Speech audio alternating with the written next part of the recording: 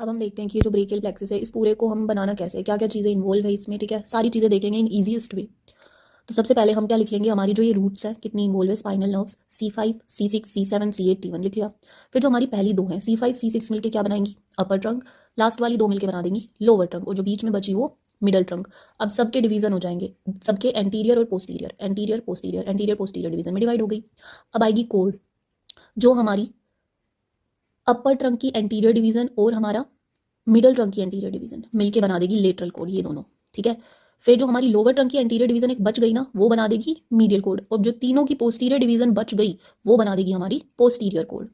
अब हम पढ़ेंगे ब्रांचेस। ठीक है, तो ब्रांचेस का निमोनिक है हर एक का कि लेटरल कोड की कौन सी ब्रांच है, मीडियल कोड की कौन सी है और पोस्टीरियर कोड की कौन सी है। तो लेटरल कोड की ब्रांचेस को याद रखने के लिए आप ये निमोनिक याद रखना, LML। एल से लेटरल पेक्टोरल नर्व, एम से आ जाएगी हमारी मस्कुलोक्यूटेनियस नर्व, और फिर दोबारा एल है उससे आ जाएगा lateral root of median nerve.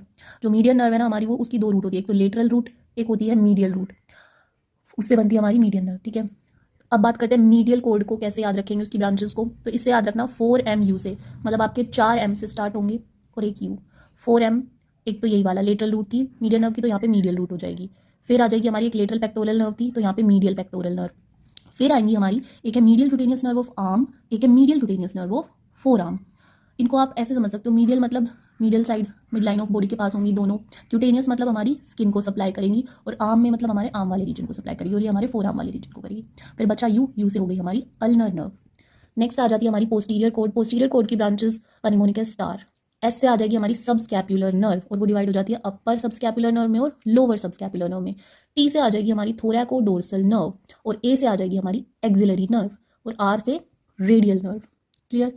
अब हम नेक्स्ट वीडियो में इन सब की 1 मिनट अभी रह गई है हमारी, कुछ नर्व्स वो यहाँ पे होती है। ये वाला जो पॉइंट है ना, इसे अर्ब्स पॉइंट बोल रहे हैं। अब यहाँ पे इसे अर्ब्स पॉइंट बोला है, ये ऐसा पॉइंट होता है मतलब 6 नर्व्स यहाँ पे आके मीट हो रही है। जैसे कि कैसे देखो, C5 C6 हो रही है। ठीक है, एक हमारा एंटीरियर पोस्टीरियर डिवीजन निकला 4, एक हमारी है सुप्रा स्कैपुलर नर्व निकलती है यहाँ से। ठीक है, C5 C6 से, और एक निकलती है हमारी नर्व 2 सब क्लेवियस। अब इनकी जो ये रूट वैल्यूज है ये याद रखनी पड़ेंगी, एक दो एक्सेप्शन और बाकी सबकी, जैसे कि यहाँ C5 C6 ने मिलकर यहाँ पे दी है इनकी ब्रांचेस, तो ये रूट वैल्यू हो गई C5 C6 हो गई। ऐसे ही हमारी जैसे ये है लेटरल कोड की जो ब्रांचेज है उनकी रूट वैल्यू है। अब ये किन किन से मिलकर बनी है, एंटीरियर डिवीजन थे, C5 C6 C7 था ना यहाँ पे, तो सबकी है रूट वैल्यू C5 से C7। ठीक है, तो ऐसे याद करनी पड़ेगी।